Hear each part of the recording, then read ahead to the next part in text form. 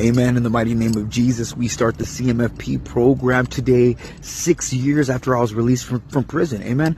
I am discerning the diaconate. God is calling my heart to help the church in a more stronger, profound, and disciplined way to lead others to heaven. And I just want to thank the Diocese of San Bernardino. I want to thank everybody out there that follows me. I love you guys so much. Dude, let's pray a St. Michael the Archangel prayer together, right? In the name of the Father, Son, Holy Spirit. St. Michael the Archangel, defend us in battle. Be our protection against the wickedness and snares of the devil. May God rebuke him, we humbly pray.